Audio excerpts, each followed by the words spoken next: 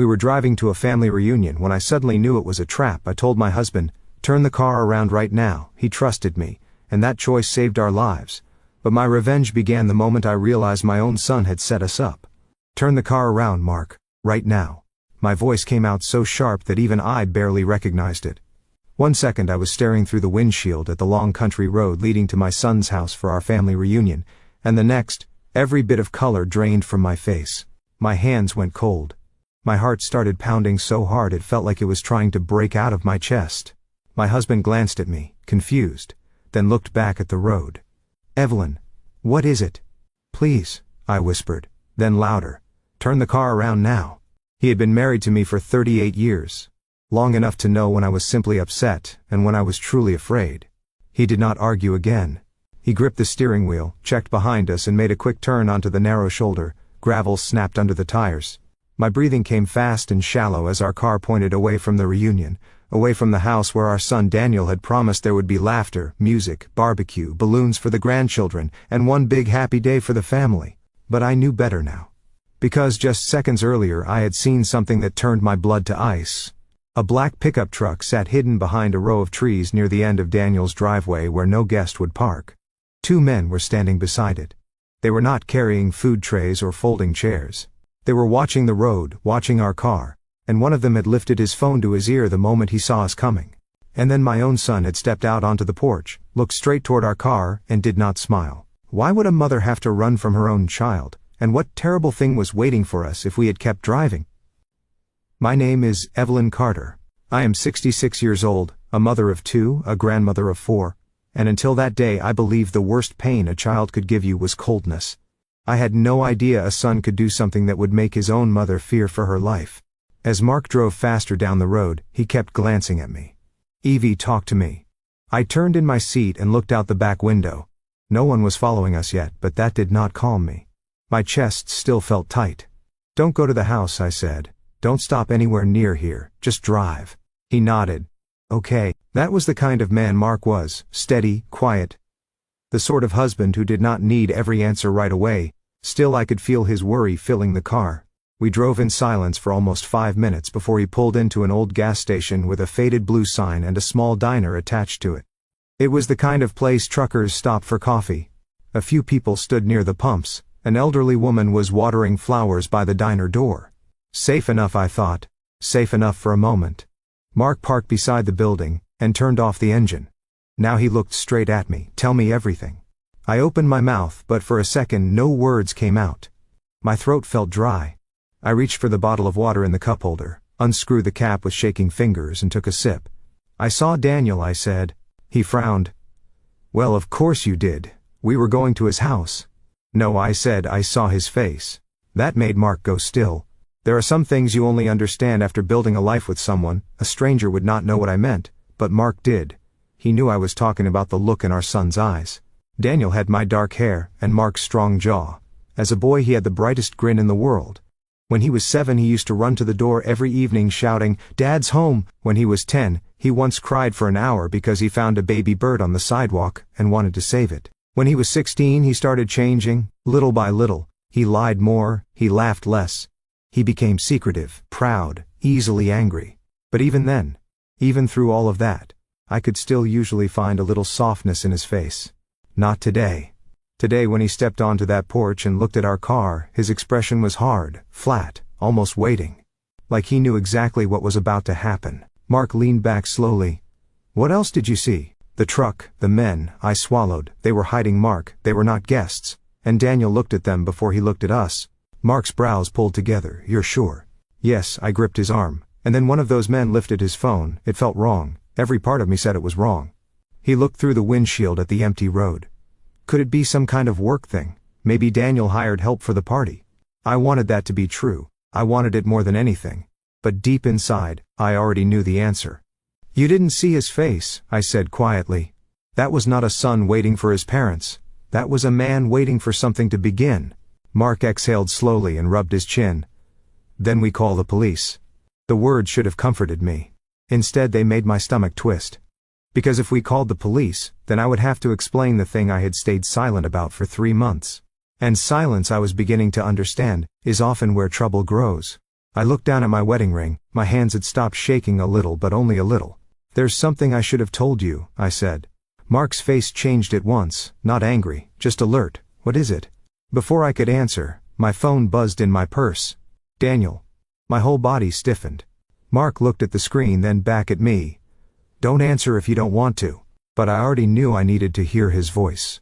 I pressed accept and put the phone on speaker. "Mom," Daniel's voice came out warm, smooth, almost cheerful, too cheerful. "Where are you guys?" "Everybody's here." Everybody.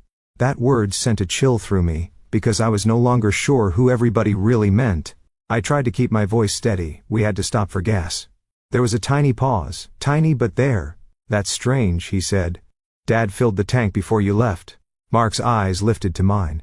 I said nothing. Daniel laughed softly. "Mom, are you okay? You sound nervous." I looked at the diner window at my own reflection, pale and frightened, and suddenly I remembered another phone call. Late at night, 3 months ago, Daniel whispering, talking about money, talking about pressure, talking about doing something just once to fix everything. At the time I had told myself I must have misunderstood. I wanted to believe I misunderstood. A mother can lie to herself when the truth hurts too much. Now I knew I had hurt him clearly. "Mom," Daniel said again. "We are not coming," I blurted out. The line went quiet. Then his tone changed. Wise, not sad, not disappointed, sharp. I felt Mark sit straighter beside me. "We are not coming," I repeated. Daniel lowered his voice. "Did someone talk to you?" My fingers tightened around the phone. "Talk to me about what?" Another pause. Then his soft voice returned, but it sounded fake now, like a smile painted on a wall. "You're making this weird, Mom. The kids are waiting. Lily made that peach pie you like." Lily was his wife, sweet on the outside, careful with her words, always hugging too long and smiling too big. I used to think she was just trying hard to be loved. Lately, I had begun to wonder if she watched people the way a person watches locked doors, always thinking about how to open them. "Tell the kids I'm sorry," I said. Then I ended the calls. For a moment the only sound was the hum of the old refrigerator sign outside the diner, and the distant hiss of a truck pulling off the highway. Mark turned toward me. "What is going on?" I closed my eyes. 3 months earlier Daniel had come to our house alone, no Lily, no children. He had looked tired, sweaty, restless. He asked for coffee but barely touched it. Then he told me he had made some bad investments. Then he said it was not just him. Lily had debts too, big ones. Then he asked if I still kept the property papers in the home safe. At the time I laughed and said, "Why would you ask me that?" He laughed too, but only with his mouth, not his eyes. Now in that gas station parking lot, every piece came back to me like puzzle pieces slamming into place. The sudden reunion invitation. The way Daniel insisted we come early before the rest of the extended family. The way Lily had texted 3 times to make sure we were bringing the blue folder with old family records she claimed the kids wanted to see for a school project. The hidden truck. The waiting men. My son's face. I looked at Mark and finally said the words I had been too ashamed to say before. "I think Daniel wanted more than a reunion," I whispered. "I think he wanted us alone. I think he wanted the house papers, the savings information, maybe more. And I think those men were there to force us if we refused." Mark stared at me stunned. Then his face went pale too. Before he could answer, my phone buzzed again. Not Daniel this time. It was a text from Lily. "Don't make this harder than it needs to be. Come back now or Daniel will have no choice." My blood ran cold. Mark read it over my shoulder. Then at that exact moment, a black pickup truck turned off the highway and rolled slowly into the gas station parking lot. And when the driver's door opened, I saw one of the men from Daniel's driveway step out and look straight at us. Mark saw the man at the same time I did.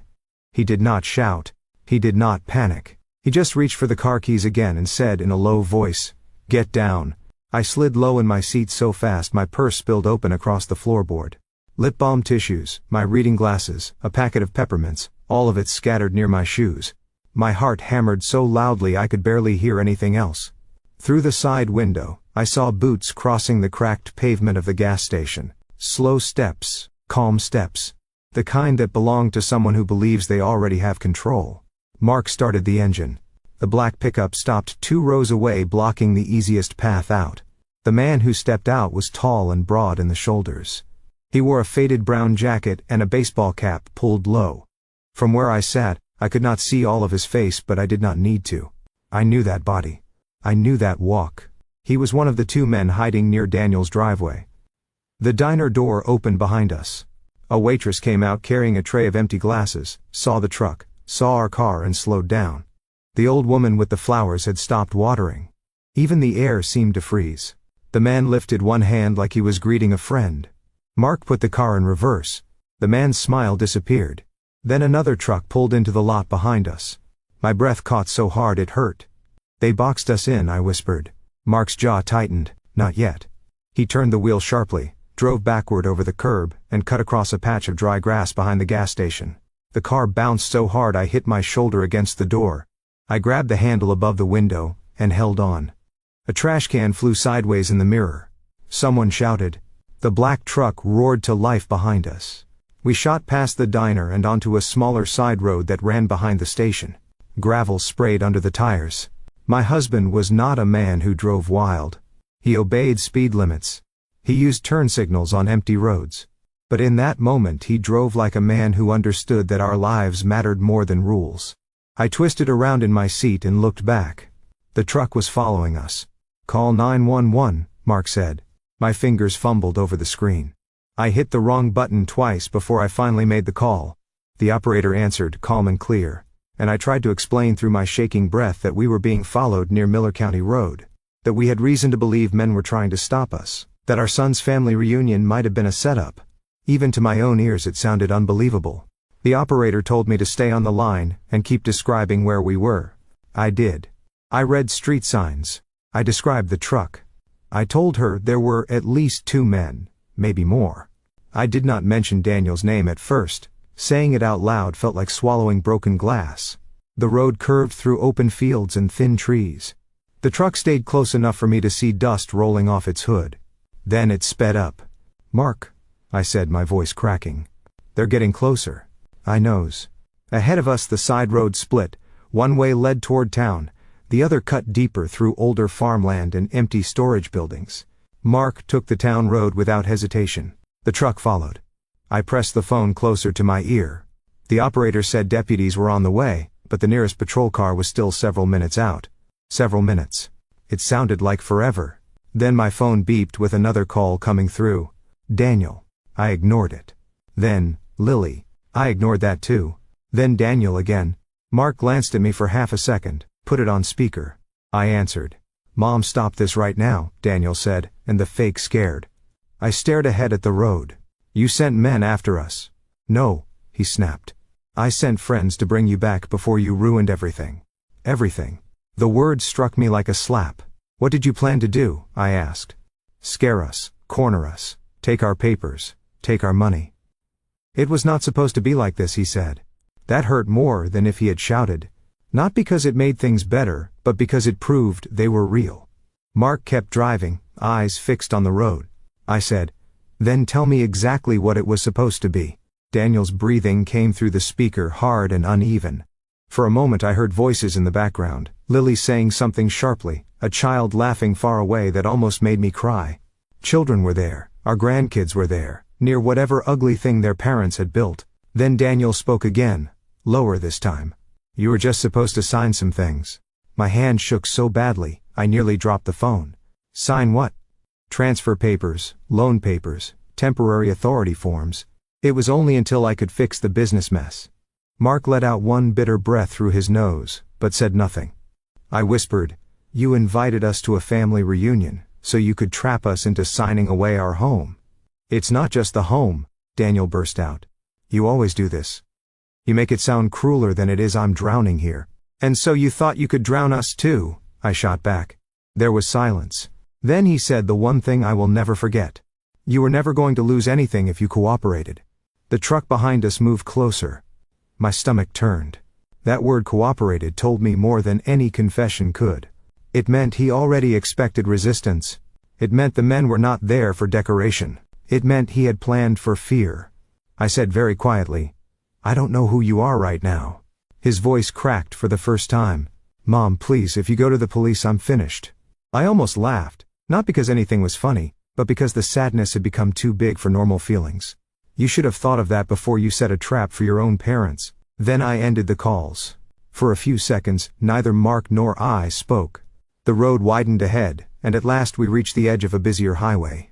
2 gas stations, a pharmacy, a feed store, a red traffic light, normal life. People moving through an ordinary afternoon, buying drinks, pumping gas, carrying groceries, never guessing that in one Gracie Dan a mother was realizing her son had crossed a line that could never be uncrossed. The black truck slowed when we reached the highway. Maybe the driver saw more people, maybe he worried about cameras, maybe he had gotten new orders, whatever the reason he dropped farther back. The 911 operator told us a sheriff's deputy wanted us to pull into the pharmacy lot and wait near the entrance where there were security cameras and witnesses. Mark did exactly that. We parked under bright light near the front doors. The truck rolled past once slowly, then kept going. I sagged into my seat. My whole body suddenly felt weak, like the fear had been holding me upright and now it was letting go. Mark turned to me. "We need every truth now, no protecting Daniel, no softening anything, understand?" I nodded, tears filling my eyes. "I knows." 2 sheriff's vehicles arrived within minutes. One deputy was a woman in her 40s with tired but kind eyes. The other was younger, serious, watchful. They listened carefully while we told them what happened. At first I felt embarrassed. Then the deputy read Lily's text and her expression changed. Then she listened to the call recording from 911 and wrote down every word Daniel had said. Then Mark told them about the trucks and the men. Finally, I forced myself to tell them the part I had hidden. 3 months earlier, Daniel had not only asked about the safe and the house papers, he had also asked strange questions about my will, about whether the property was in both my name and Mark, about whether my daughter Claire knew the exact value of our land. At the time I had pretended not to notice how odd that was. Then 2 weeks later I found a copy of our old property survey missing from the home office. I had blamed myself. I thought maybe I misplaced it. Now I knew better. The older deputy, whose name tag read Hensley, asked, "Did your son have access to your house?" "Yes," I said, "he used to. He still had an old key for emergencies. At least I thought it was for emergencies." She wrote that down. Then she asked, "Has he or his wife been under financial stress?" I laughed once. Dry and bitter, that's putting it gently. And slowly, piece by piece, the full shape of the problem began to show. Daniel had started a small construction company 2 years earlier with a business partner named Vince Parker, no relation to us. At first things went well. Then Daniel borrowed too much money trying to expand fast. He bought equipment he could not afford. He promised workers jobs that never fully came through. Lily had also been spending money like success was guaranteed: new furniture, private school deposits, designer things she liked to hide under the word investments. When the business started sinking, they did not slow down. They borrowed more. Then came the worst part. Not all the money came from the bank. Some came from men who did not wait politely for payment. I saw Hensley's pen stop for a second. "How do you know that?" I looked down at my hands. "Because I overheard him one night on the phone. He said, 'I'll get them to sign. Just give me until the reunion.' I told myself I must have misunderstood. I told myself no son would mean his own parents." Mark closed his eyes briefly. I felt sick with shame. "I should have told him," I whispered. "I should have told someone." Hensley's voice softened. "You are telling us now." But that did not erase the guilt. It only named it. The deputies asked if Daniel had ever been violent before. I said no, not exactly, but there had been flashes, broken dishes, a door slammed so hard the frame cracked, harsh words, that kind of anger that fills a room before a person even raises a hand. Hensley asked one more question. "Do you believe he meant to physically harm you today?" I looked at Mark. Then I told the truth. "I think he wanted us scared enough to obey, but once fear enters a plan, real harm is never far behind." That was enough for them. They said they would go to the property, check on the situation, identify the men, and make sure our grandchildren were safe. They advised us not to go home yet in case Daniel or the others came there. Instead, they suggested we stay somewhere secure for the night, maybe with trusted family. Clea.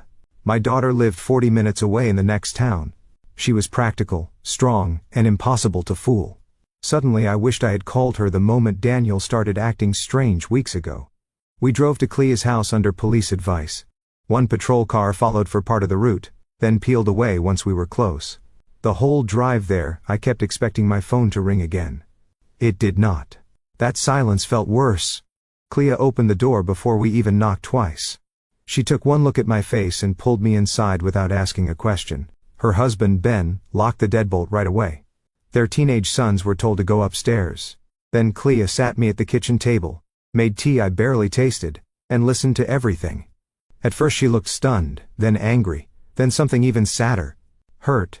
I knew something was off with Daniel, she said quietly, but not this. Mark stood by the window, watching the street. Clea asked, "Did the police go to the house?" "Yes, and the kids. They said they'd check on them."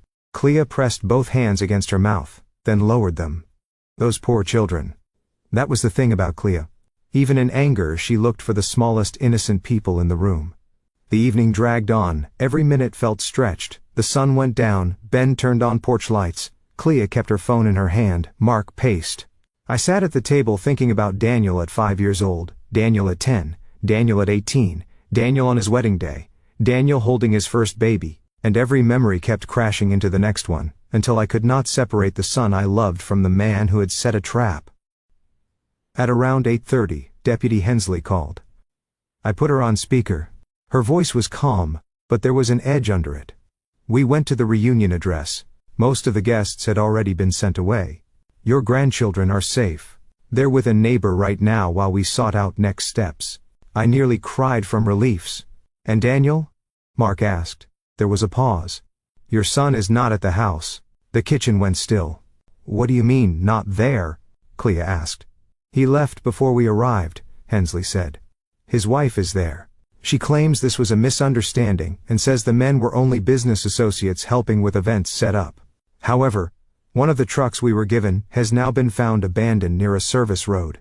We are still looking for the driver and for Daniel. A cold feeling moved up my back. Then Hensley said the part that chilled me most. We also found several unsigned property transfer documents on the dining room table, along with copied records from your home file. Mrs. Carter, one of those papers includes a forged practice version of your signature. My mouth fell open. Clea made a sound of pure disgust. Mark's hand curled into a fist. But Hensley was not done. There's one more thing. A neighbor says your son left in a hurry after taking a locked metal box from the garage. Do you know what might be in that box? I stared at the table. Then the answer hit me so suddenly I felt dizzy. The family safe box. Not the one in our house. The old one. The one Daniel believed still held the original deed to the lake property. My father left me. And if Daniel had gone after that box, then he was not running away. He was still trying to finish what he started. I pushed my chair back so fast it scraped hard across Clea's kitchen floor. He thinks the deed is in that box, I said. Mark turned from the window. Are you sure? Yes, I said. He asked about it years ago when my father died. I told him the lake property papers used to be kept in a metal box in the garage before we moved most documents into the home safe. He must have remembered. Clea crossed her arms tightly over her chest. Used to be kept there. I nodded. The real deed is not in that box anymore. I moved it to the bank almost 6 years ago. But Daniel doesn't know that. For one tiny second, relief passed through the room like a weak breeze. Then it disappeared. Because even if the real deed was safe, Daniel had still stolen the box, forged my signature, and tried to trap us with strange men waiting near his house. The problem was far bigger than one paper. Deputy Hensley's voice came through the phone again. That helps us. Do not leave the house tonight. Lock everything. We may need you to come in tomorrow morning to make full statements and review the documents we recovered. We'll be here, Mark said. After the call ended, silence settled over the kitchen. Clea sat down slowly across from me. Her face looked pale under the soft light above the table. Mom, she said very gently, I need to ask something and I'm not trying to hurt you. Did you ever give Daniel reason to think he could do this and you would still protect him? The question stung because it was fair. I looked at my hands for a long moment. Yes, I said. Mark let out a quiet breath, not angry, just sad. It was true. I had protected Daniel too many times. Not from scraped knees or schoolyard problems, that was normal. I mean the bigger times, the dangerous times. The times when love stopped being help and started becoming cover. When Daniel was 15 and got caught stealing headphones from a store, I told the manager he was grieving his grandfather and not thinking clearly. When he was 19 and borrowed money from his sister and never paid it back, I told Clea to let it go because her brother was finding his way. When he was 27 and shouted at Mark during Thanksgiving dinner over a loan, I made dessert, changed the subject, and acted like the room had not just cracked down the middle. Each time I told myself I was keeping the family together. Now I saw what I had really done.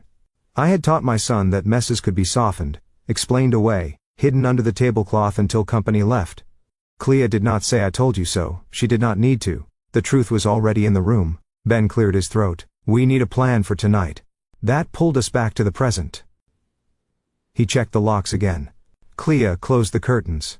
Mark called the bank's emergency line to make sure our safe deposit access would be flagged if anyone tried anything strange. I called our neighbor Mrs. Grayson and asked her to watch our house and not open the door to anyone, especially Daniel or Lily. She sounded shocked, but she promised. Around 9:30, Clea's sons came downstairs in their socks and asked if Grandma was okay. I smiled and said yes, in that way adults do when they are trying not to pour their fear into children. They hugged me anyway. The older one, Mason, whispered, Mom says Uncle Daniel did something bad. I touched his cheek. He made some very wrong choices. Mason nodded with the serious face of a boy trying to understand grown-up trouble. Are you safe here? Yes, I said, and this time I meant it for the moment. He seemed satisfied and went back upstairs. That almost broke me. Children asked the cleanest questions. Are you safe? Are you okay? Did someone do something bad? Adults bury the same questions under layers of pride and excuses. Later, after everyone settled down, Clea made up the guest room for me and Mark, but sleep did not come. I lay awake staring at the ceiling fan turning slow circles in the dark. Beside me, Mark's breathing stayed uneven. I knew he was awake too. After a while he said quietly, I keep replaying the road. So do I. If you had not seen that truck. I turned onto my side. I know. The rest of the sentence stayed unspoken. If I had not looked up at the right time, if I had not trusted the cold feeling in my chest, if Mark had brushed me off and kept driving, we might have pulled right into Daniel's driveway, stepped out smiling, carrying dessert and folding chairs, walking straight into whatever waited there. Mark's hand found mine in the dark. You saved us, he said. I did not feel brave. I felt old and shaken and heart-sick. I should have spoken sooner, I whispered. Yes, he said. Then after a pause. But you spoke when it mattered most. That kindness made tears slide quietly into my hair. Sometime after midnight my phone lit up on the bedside table. Daniel, my whole body tightened. Mark pushed himself up on one elbow. You don't have to answer. But I did.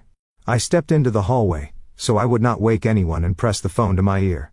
For a second all I heard was breathing and a faint engine sound, as if he was sitting in a parked car. Then he said, Mom. No anger this time. No fake sweetness. Just a tired, frayed voice. Where are you? I asked. That doesn't matter. It matters to the police. He gave a small, humorless laugh. So, you really did it. You chased us with men in trucks, I said. What did you think would happen? His breathing turned rougher. It was not supposed to go that far. There it was again, that useless sentence, not supposed to, as if a trap with forged papers and hired pressure could somehow stay neat and harmless. I leaned against the wall. Then tell me plainly, no more half-talk. Who are these men? For a long moment I thought he would hang up. Instead he said, a lender. One lender needs 2 trucks and hidden men in trees. It started with one lender, he snapped, then lowered his voice. Then the debt was sold, then more got added. Fees, deadlines, threats. Vince disappeared, Lily panicked, I panicked. That name again. Vince, his business partner. Where is Vince now? I don't know, he said. And for the first time I believed him. I closed my eyes. How much do you owe? He was silent here. Daniels? 280,000, he muttered. My knees nearly gave out.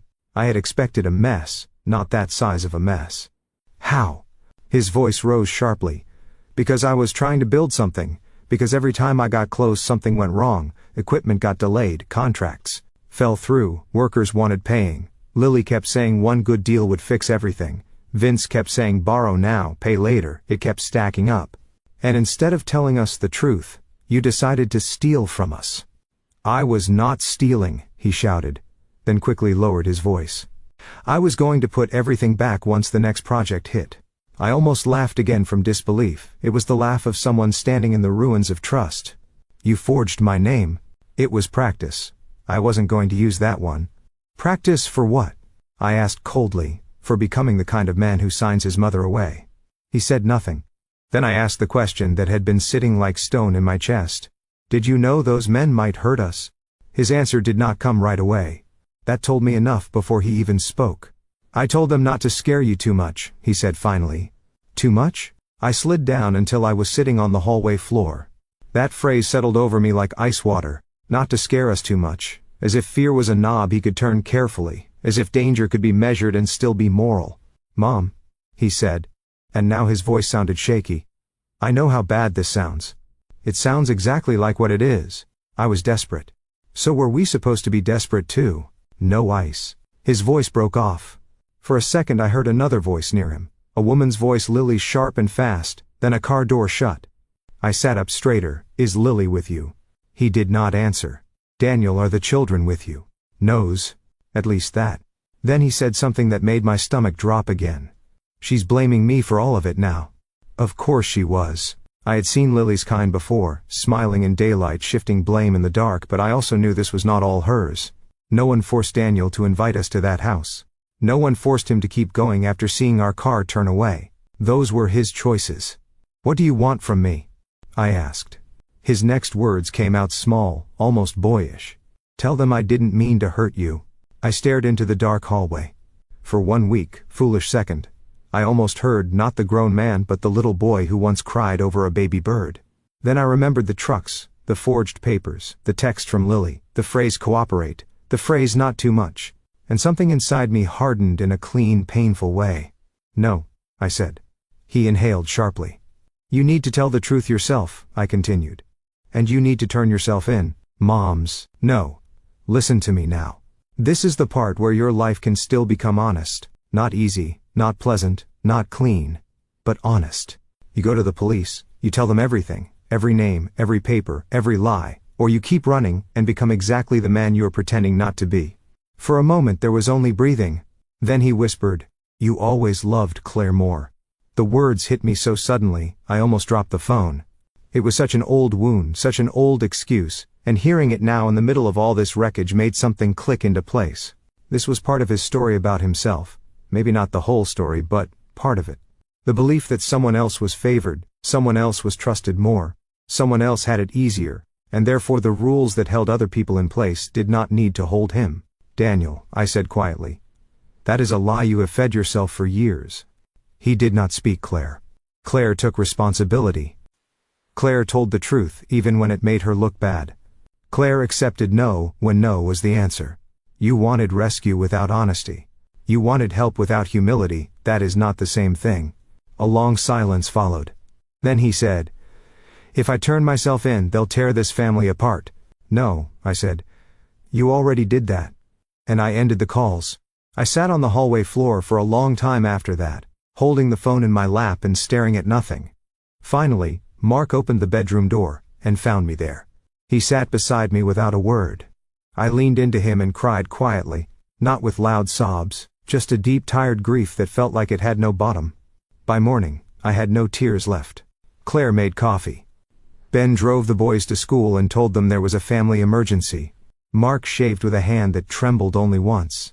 I changed into a plain blue blouse and gray slacks, the kind of clothes that make a woman feel she can get through hard places with her back straight. At the sheriff's office, everything became more official, more solid, more painful. We reviewed copies of the forged papers. There were temporary power transfers, property authorizations, emergency loan collateral forms, and one ugly draft document that would have allowed Daniel control over major family assets if signed during what was worded as a short-term assistance period. Every page made me colder. Deputy Hensley sat with us while we read. "This set was prepared in a rush," she said. "There are legal flaws, some wording is sloppy, but with pressure, confusion, and enough signatures gathered in one sitting, real damage could have been done before anyone sorted it out." Mark's face turned dark with anger. I just kept turning pages. Then we got to the sheet with my forged practice signature. There it was. My name stared at it so long the letters stopped looking like mine. Hensley asked if I recognized the handwriting in the notes around the page. I did. Some of it was Daniel's, some of it I was almost sure was Lily's. And then came the part I had not expected. Hensley slid over a photo taken from Daniel's dining room table before evidence was collected. In the corner of the picture, half covered by a legal pad, was a yellow note card. My breath caught. I knew that card. It was one of mine. I used yellow cards for recipes, reminders, birthdays, little household notes. This one had been in my kitchen drawer a month ago. "Can I see that closer?" I asked. Hensley zoomed in. The note read, "Bring blue folder. Ask about bank access. Keep marked, calm. If needed, separate them." The room seemed to tilt. Mark leaned in hard. "Separate them." My mouth went dry. That was not just about papers anymore. That was a plan for control, for division, for making one parent easier to pressure without the other in the room. I pressed my fingertips to my lips. Hensley said gently, "Mrs. Carter, we need to know if there's anything else in your home or family history that points to premeditation, anything unusual, missing copy, discussed." And suddenly I remembered one more thing. 2 weeks ago, Lily had taken me aside during my granddaughter Emma's dance recital. She smiled and chatted about costumes and shoes and traffic. Then, so casually it almost slipped past me, she asked whether Mark still kept his heart medicine in his coat pocket when he traveled. At the time I thought it was concern. Now the blood drained from my face. Mark looked at me. "What?" I turned slowly toward him. "Lily asked me about your medicine." The silence that followed was terrible. Hensley's expression sharpened immediately. "What exactly did she ask?" I repeated it word for word. The deputy beside her straightened in his chair. Mark's face lost color. "Could they have been planning to separate me from my meds?"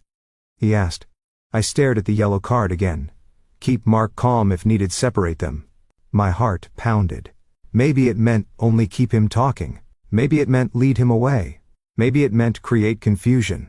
But once people start planning fear, every innocent explanation begins to die. Hensley stood. "I need to make another call."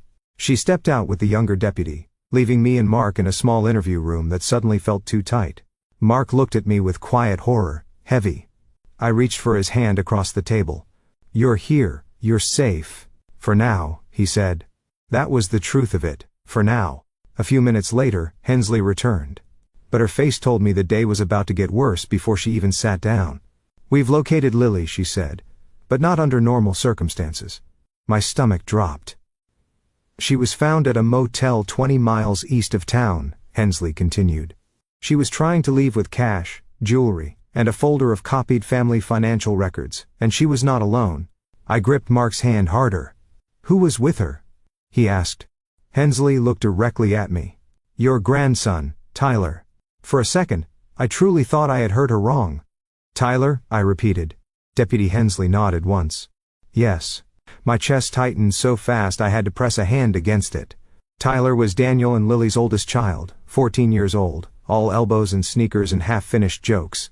He still forgot where he put his backpack. He still asked for extra syrup on pancakes. He was old enough to understand a lot, but not old enough to be dragged into adult schemes. Mark's voice came out low and rough. "Was he hurt?" "No," Hensley said quickly. "He's physically fine, shaken but fine." I closed my eyes in relief for 1 second, but the relief did not last. Why was he with Lily at a motel carrying stolen records and valuables while Daniel was still missing? Hensley pulled out a chair and sat down again.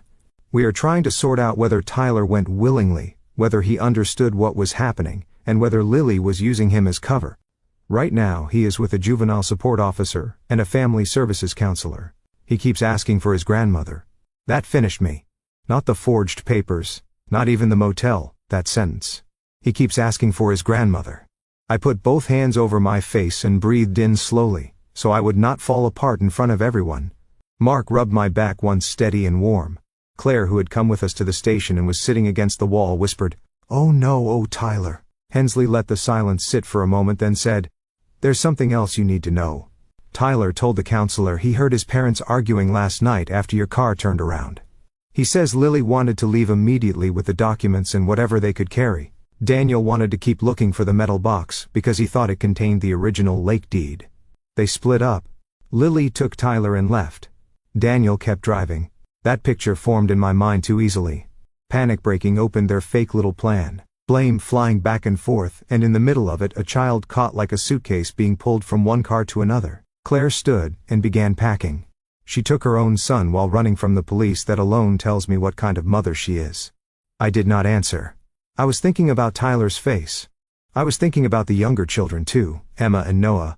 waiting with some neighbor while their home turned into a police scene and their parents turned into strangers. Then another thought hit me. Why Tyler? I asked.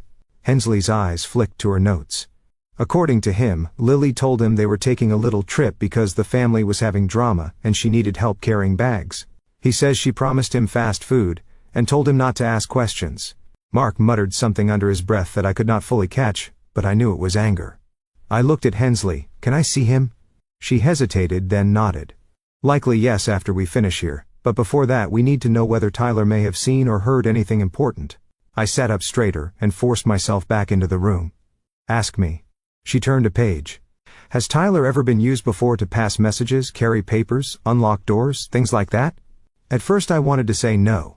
Then I remembered little moments that had seemed harmless at the time. Tyler arriving with envelopes. Tyler being sent into our house ahead of everyone else to grab Grandma's pie dish from the kitchen. Tyler once asking in a weirdly rehearsed way whether Grandpa still kept his spare keys in the ceramic jar by the laundry room. The shame returned hotter this time. Yes, I said quietly. Maybe I did not see it clearly then, but yes. Clea stopped packing and looked at me with sad understanding.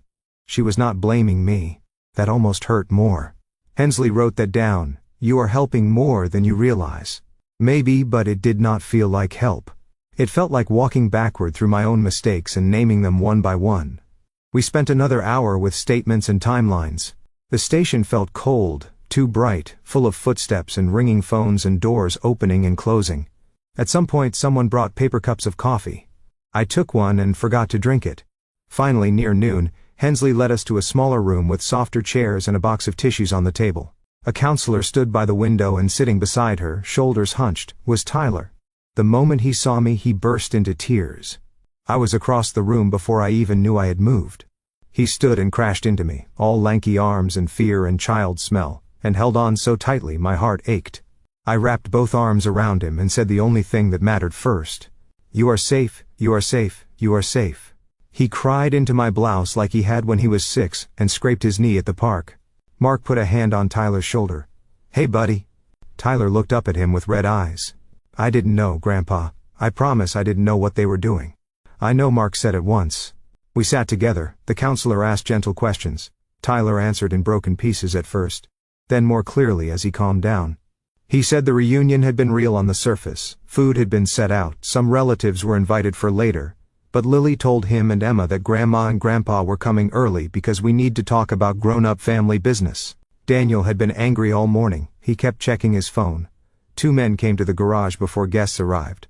Tyler heard one of them say, if they sign we're done by lunch.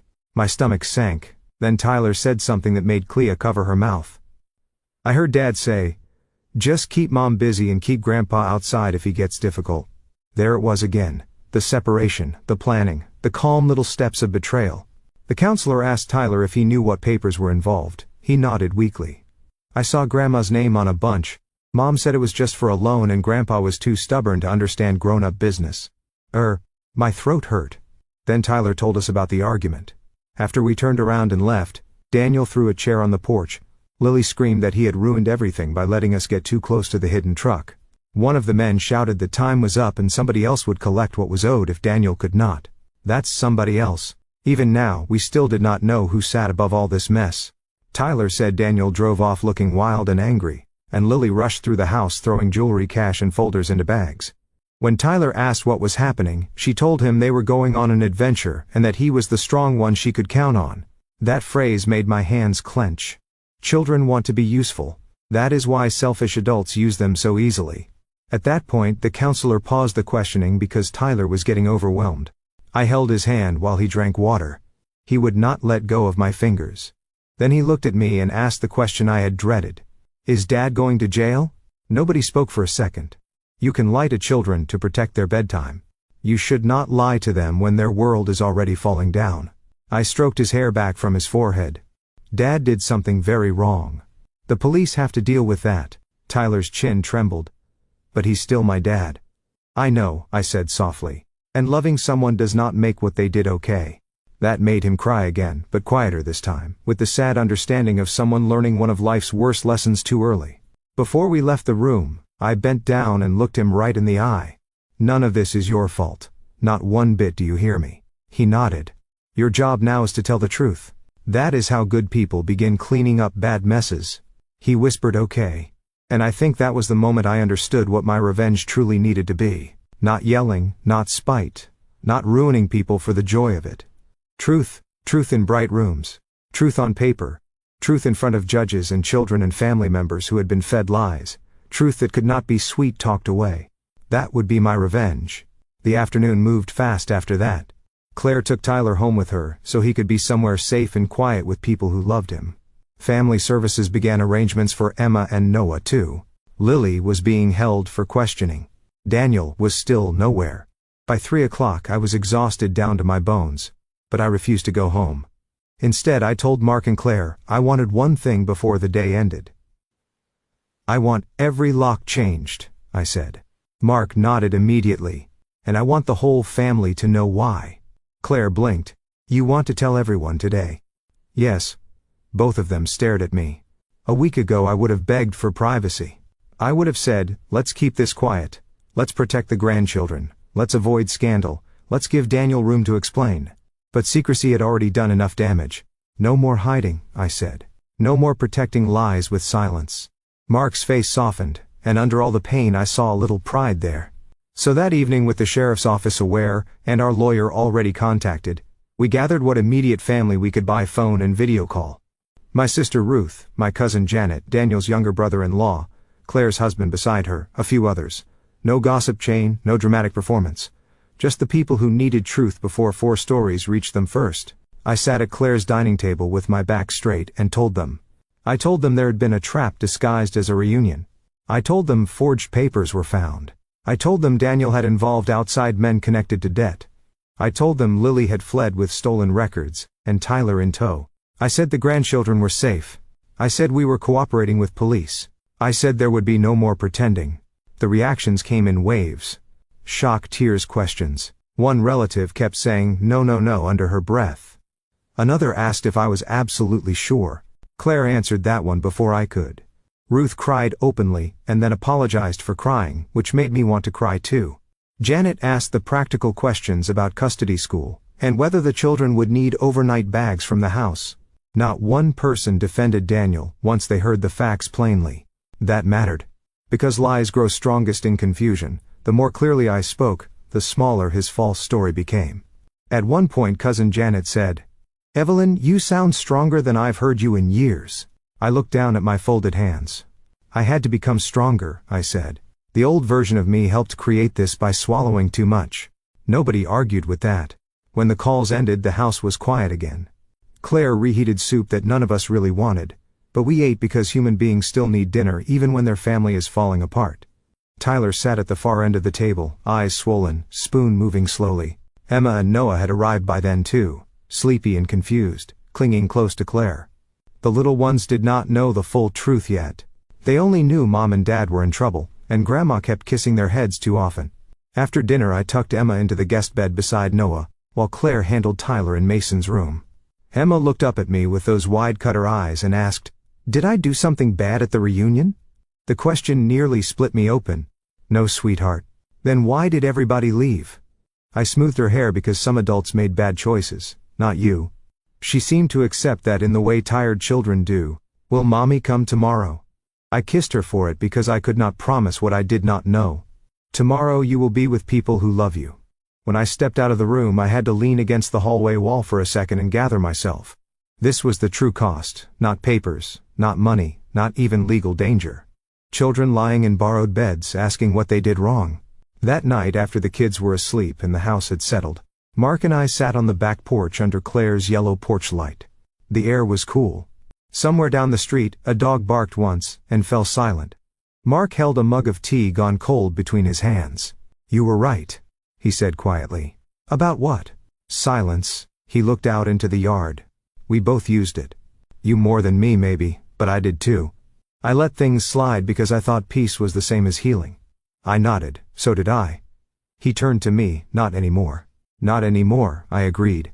This is the kind of moment in a story where I would tell you to breathe and think about your own life for a second, because families do not break all at once. They crack little by little when people excuse what should be faced, And sometimes the kindest thing you can do is tell the truth early before truth comes crashing through the front door. If this part touches your heart, hold on to that thought because mine still had one more hard test waiting.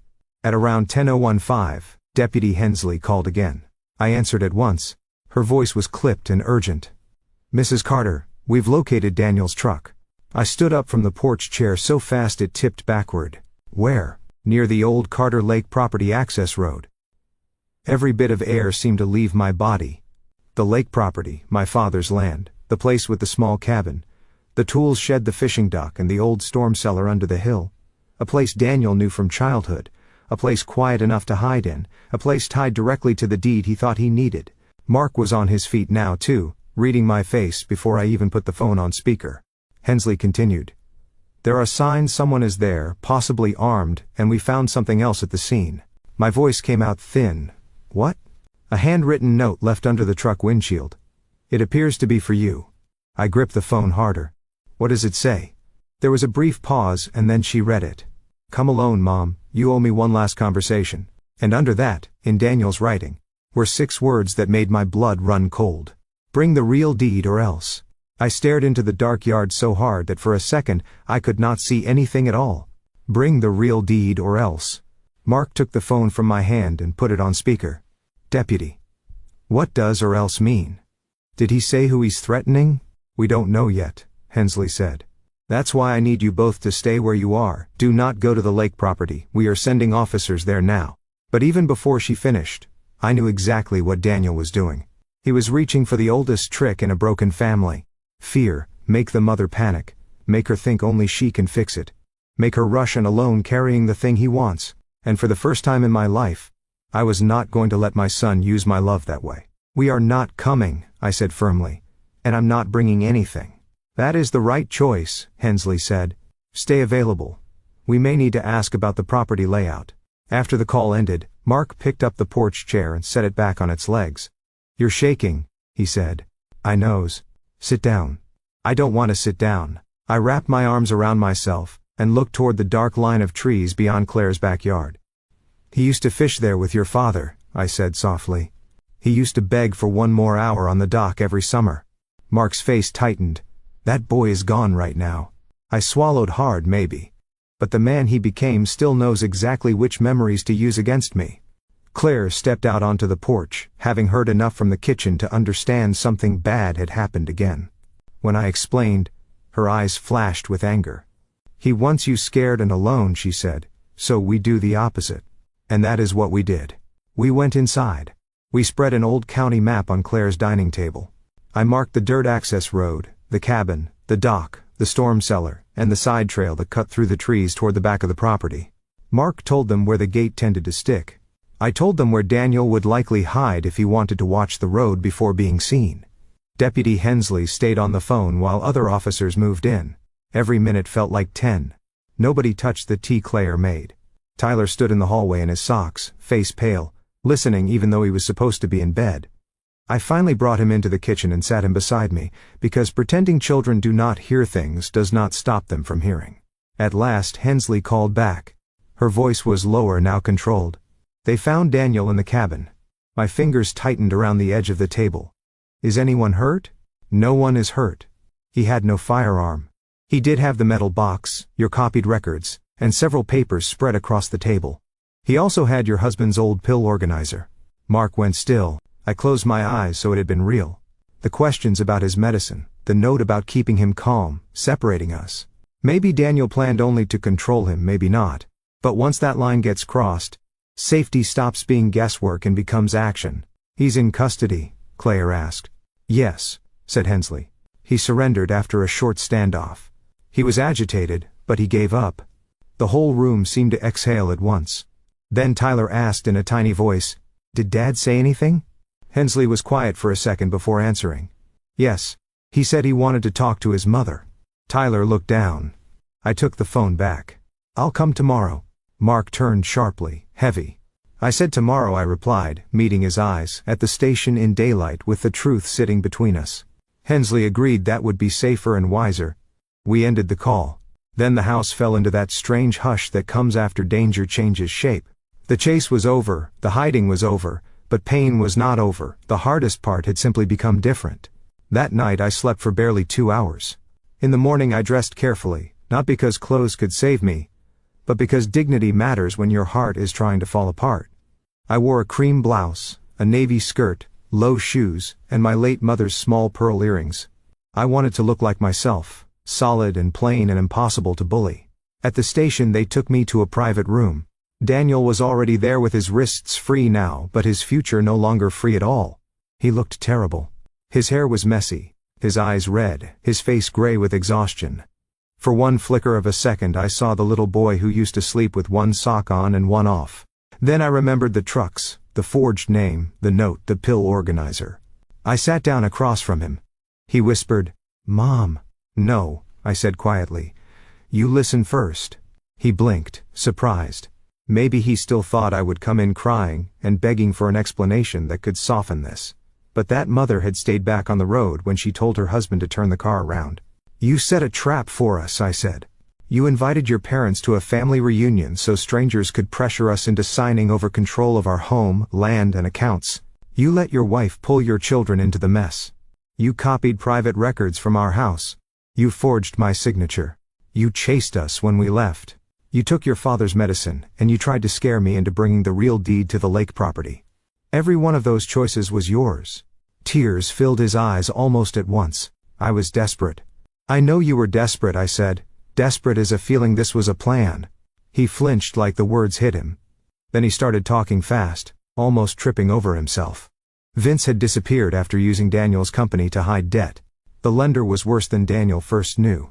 Lily kept insisting they could save everything if they just got temporary control of family property to secure another loan.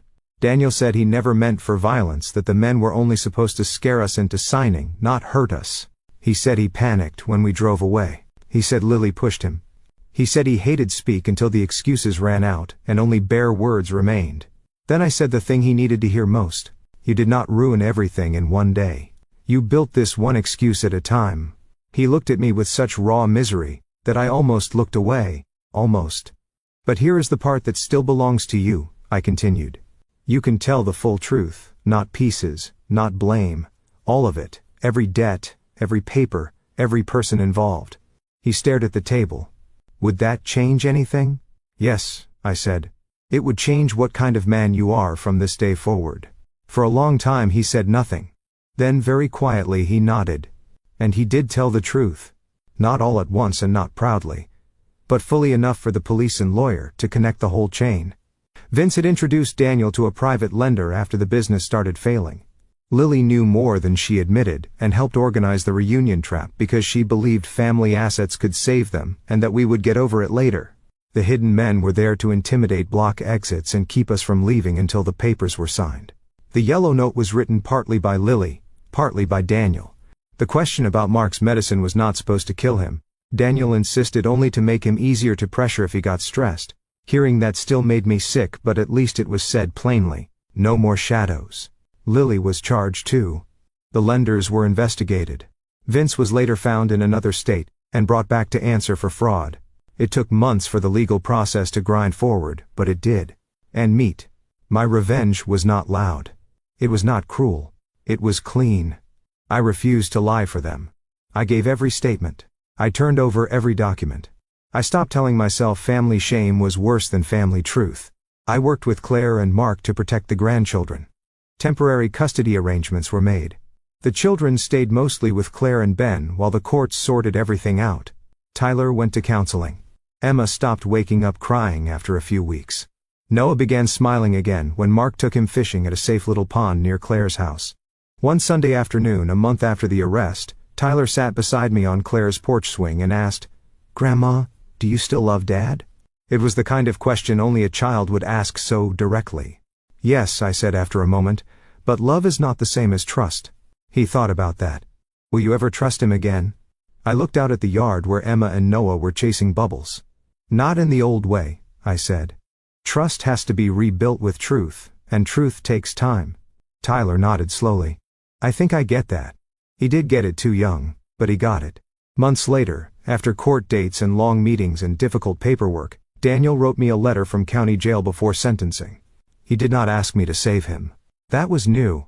He did not blame he took was really a theft from the future, his own and ours. He wrote that hearing Tyler cry at the station broke something in him that should have broken years earlier. He wrote that he was sorry. I cried when I read it. Not because it fixed everything. It did not. But because it was the first honest thing he had given me in a very long time. I wrote back only once before sentencing. I told him I hoped he would spend the next years becoming a man his children could one day safely know again. I told him sorry matters only when it grows legs and walks into changed behavior. I told him I would not rescue him from consequences, but I would pray that consequences finally taught him what comfort never had.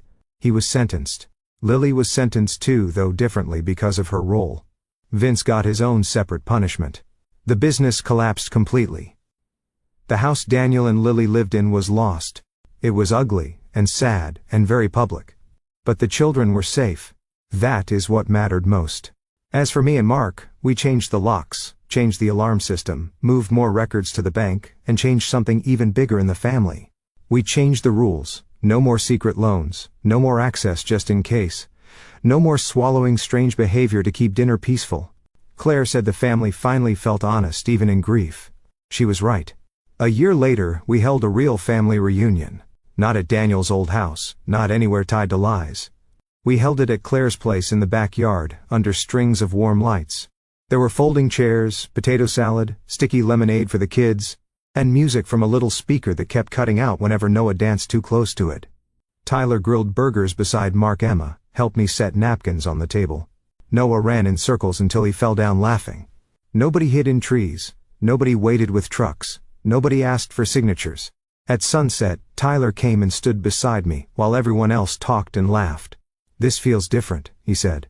"It is different. Better." I looked around at the people I still had, the ones who chose truth even when it hurt. "Yes," I said, "much better." And that is where I will leave you with one simple lesson I learned too late but not too late to pass on. Trust your instincts. Speak when something feels wrong. Silence can protect peace for an hour, but truth can protect a life for years. The day I told my husband to turn the car around, I thought I was only escaping a trap. I did not know I was also turning my whole family away from one kind of future, and forcing us toward a harder but cleaner one. And I never saw my son the same way again. But because I finally chose truth over silence, I was still here to see my grandchildren laugh. Thanks for watching. Take care. Good luck.